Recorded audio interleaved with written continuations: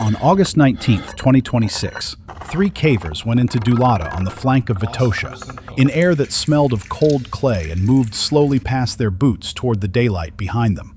It is the longest cave in Bulgaria, 18 kilometers of passage folded into a hill an hour from the capital. The lower level is reached by a single pitch of 22 meters, hung on one rope down a shaft of loose, shattered limestone that the cave has never finished dropping. Three of them went in that morning to survey the passages below that pitch. Their call-out was 12 hours out. What does a loose shaft ask of you that solid rock never does? Respect for what is above your rope. On clean limestone, the rope is the only thing that can fail. In a shattered shaft, everything the rope touches can fail onto it. Ivan was 45, a Sofia caver who had explored Duhlata for 22 years, and he telephoned his son from the car park before every trip. He had rigged that pitch more times than anybody alive, which turned out to be part of the problem. Radost was 33, a doctor in Sofia and the club medic, and she had worked 11 cave rescues in these hills. What she didn't know that morning was that she would spend the afternoon arguing with the man who taught her to rig. Emil was 28, the youngest, and his habit was the rope bag. Every trip he carried a spare 20 meters nobody else thought was necessary, because a cave with one rope in it is a cave with one way out. The pitch head sits under a chimney of broken rock. 22 meters of hanging rope, and a wall beside it that sheds a block whenever the weather changes. The plan was ordinary. 22 meters down the pitch, 4 survey stations in the lower level, photographs of the far chamber, and everybody out inside 12 hours. What they didn't know was that a fortnight of rain had been working into the chimney above the pitch head, and that the rope was rigged hard against the wall it fell down. They went down at 8. The first hours ran the way a good survey trip runs. Descenders hissing on the hang, boots knocking grit off the ledges, the tape hissing out and clicking back, small stones ticking down the shaft behind them. By 1 in the afternoon, 5 hours in and on schedule, Ivan and Radost were at the 4th station in the lower level, and Emil was alone at the top of the pitch, coiling. What none of them knew was that the rope had been lying across a block the size of a television since 8 that morning, and that the rain had been working on that block all fortnight. At 1:10, that is when the mountain failed them, because the block came out of the chimney wall and went down the shaft, and it took the rope across an edge on the way past. Emil heard it go and got his light onto the rope before the dust had cleared. 11 meters down, the sheath was open, and the white core was showing through it for the length of his hand. Here is what you need to understand about a core shot in a hanging rope. It has not broken. It is holding right now, at the exact moment you are looking at it. A damaged sheath carries a body until the day it does not. And this is where the arithmetic stops being about rigging and starts being about who is willing to weight it. So what does one damaged rope mean with 2 cavers in the lower level? It means the only way up is the thing that is broken. It also means 11 degrees, 12 hours of call-out, and 2 people standing in the dark underneath it. The first minutes went badly. The rope had failed. Rock was still falling. Nobody could climb. Emil shouted down what he could see, twice, and the shaft carried it to them clearly enough that neither of them asked him to repeat it. Ivan said he would climb it. He said the damage was above the rebelay and that he had been up worse rope in that shaft in the 90s. Radost told him no, and she told him in front of the youngest man there. 11 meters up a 22-meter pitch is exactly the height that kills you rather than hurting you, and a core shot does not care how many times a man has climbed past it before. She had scraped 2 people off the floors of these shafts in 11 years, and she said the number out loud while he was still arguing. Watch a doctor talk the most experienced caver in the club out of the thing that would have killed him. What they did instead took 3 hours, and no heroics at all. Emil rigged his spare 20 meters from a bolt on the opposite wall, clear of the chimney, and dropped it down the shaft beside the damaged one. Because this is the arithmetic of a shattered shaft. A second rope on the same wall gets cut by the same rock, so the only anchor worth having is the one the chimney cannot reach. 22 meters below, Ivan did the only thing that was his to do. He let the youngest man in the club rig the rope he was going to climb. Radist went up first because Ivan insisted, and she climbed the new rope with her helmet tight against the wall and small stones coming down past her the whole way. Put yourself at the bottom of that shaft for 1 minute of the 3 hours. 11 degrees, a rope overhead with its core showing, and a chimney that is still dropping rock while you wait. And then add the arithmetic of being the man who rigged it that morning. Would you have climbed the damaged rope on your own reputation, or waited 3 hours for a boy to rig you a new one? He waited, and he says the waiting was the hardest thing he has done underground. They came over the pitchhead at 4:20, 3 hours after the block cut the rope and left them trapped below it, and pulled the damaged one up behind them. They cut it into 2-meter lengths at the entrance so that nobody could ever rig with it again, and Ivan did the cutting himself. The club report recorded a block released from a wet chimney above a pitchhead, a rope cut to the core at 11 meters with 2 cavers below it, a second rope rigged from the opposite wall, and no call-out raised. Duhlata is still the longest cave in Bulgaria, 18 kilometers folded into a hill above Sofia. A cave with 1 rope in it is a cave with 1 way out, Emil still teaches. And the man who rigged that pitch for 22 years now says it first. The report recorded 22 meters, 11 meters, and 1 block the size of a television. And Ivan telephoned his son from the car park before the next trip. On August 11, 2026, 3 cavers walked into a side entrance of the Demanovska system in the low Tatras, in air that smelled of wet clay and carried the sound of water somewhere under the floor. It is the longest cave system in Slovakia, more than 40 kilometers of passage stacked in layers inside one mountain. The part they were surveying is 2 kilometers in from daylight, past a squeeze the club calls the Letterbox, which is 40 centimeters high and 9 meters long. 3 of them went in that morning to finish a survey the club had been extending for 2 summers. Their call-out was 12 hours out. What does a horizontal cave ask of you that a shaft never does? Patience with distance. On a rope, the problem is height, and height can be winched. In a crawl, the problem is meters, and nobody has ever invented a machine that makes a passage wider. Zuzana was 37, a Liptov caver who had surveyed this system for 11 years, and she messaged her daughter from the car park before every trip. She was small and patient, and she had pushed the letterbox more times than anyone else in the club. Peter was 52, the oldest active member, and he had led cave rescue call-outs in these mountains for 2 decades. Miro was 26, the newest, and his habit was the count. Every trip he counted the party out loud at every junction, out and back. Because a cave with 40 kilometers of passage does not care how well you know it. The letterbox is the only way in or out of that section. 40 centimeters of height, 9 meters of length, and a floor of broken rock that has never been flat. The plan was ordinary and long. 2 kilometers in, 4 survey stations past the letterbox, photographs of the far chamber, and everybody out inside 12 hours. What they didn't know was that the club rescue store, 40 minutes away in Liptovsky Mikulas, held 1 stretcher, and that its frame was 11 centimeters too deep to pass the letterbox. They went in at 7 and were through the letterbox by 9. The first hours ran the way a good survey trip runs. Boots grinding on rock, the tape hissing out and clicking back, oversuits scraping on limestone, and somebody laughing in a passage too small to laugh in comfortably. At the 4th station, 5 hours in and on schedule, Zuzana stepped down off a boulder onto a floor she had crossed 100 times. What she did not know was that a block the size of a suitcase had shifted under the mud at some point that summer, and that it would roll the moment her weight came onto it.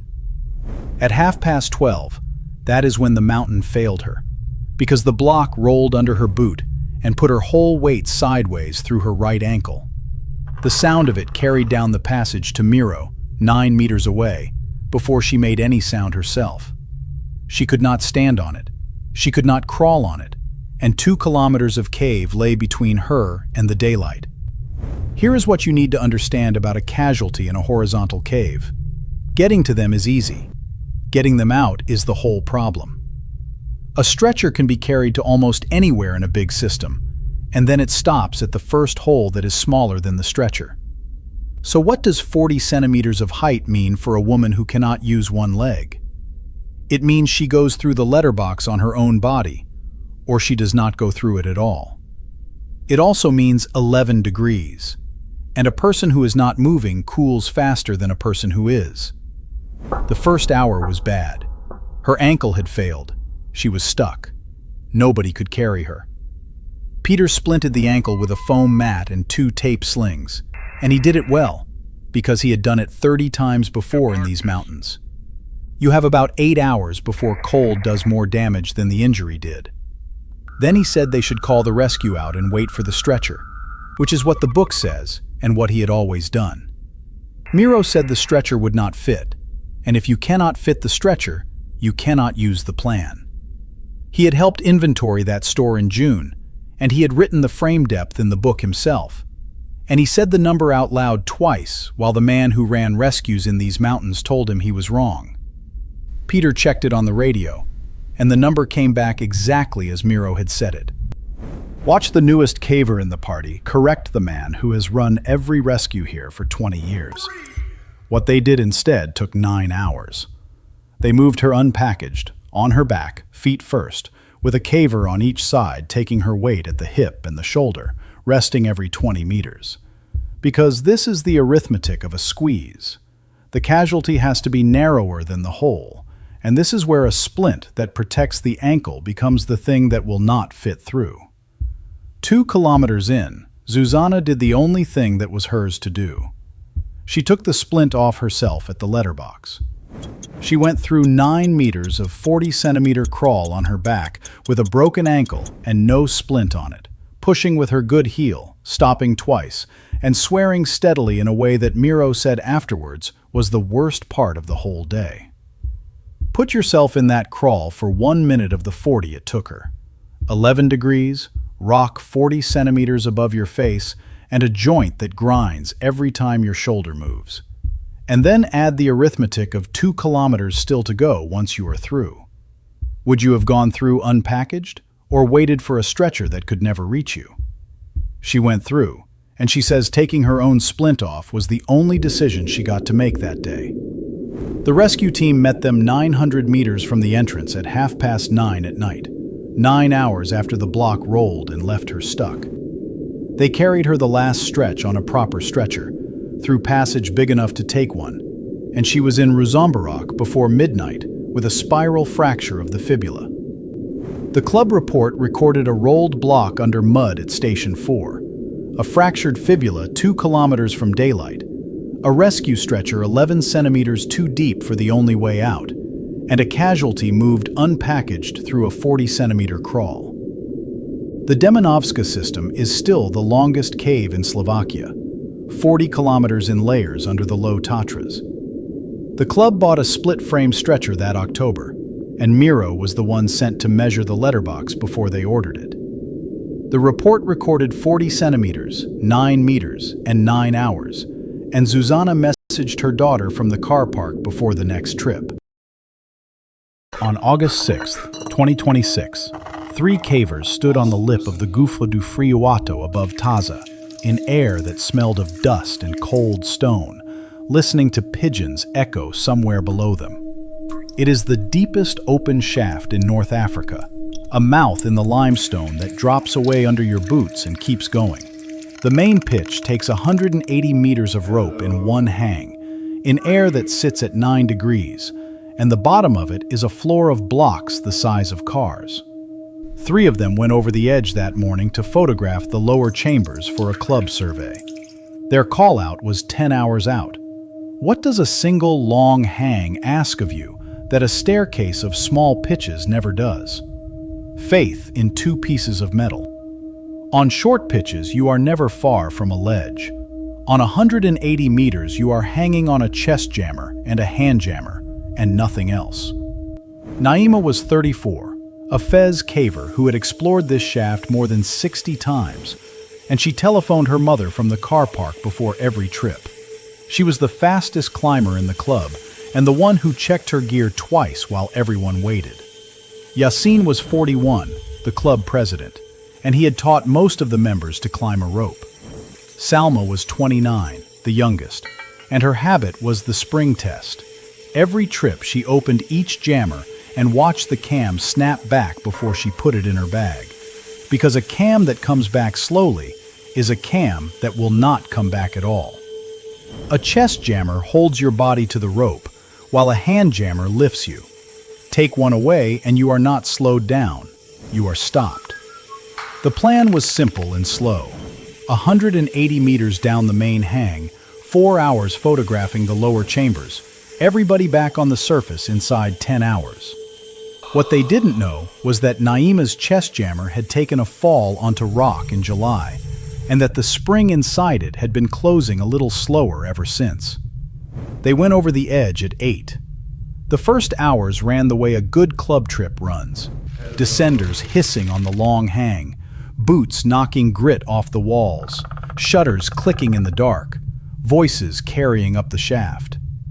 By 1 in the afternoon, the photographs were done, 5 hours in and on schedule, and Naima clipped on to climb first because she always climbed first. What she did not know was that a slow cam is fine for the first 50 meters when the rope below you is light, and stops being fine when 200 feet of it is hanging off your harness. 90 meters up, that is when the mountain failed her, because the chest jammer let the rope slip back through it half a centimeter on every stroke, and she stopped gaining height. She climbed for 4 more minutes and finished exactly where she had started.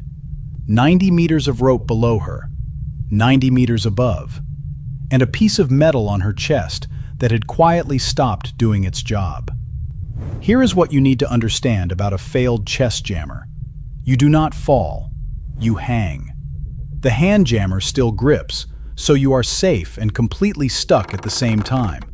And this is where the arithmetic stops being about strength and starts being about how long a harness lets you keep your legs.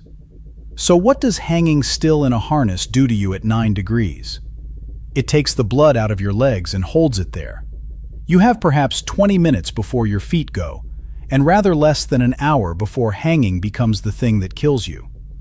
The first minutes went badly. Her legs were going. The jammer had failed. Nobody could reach her.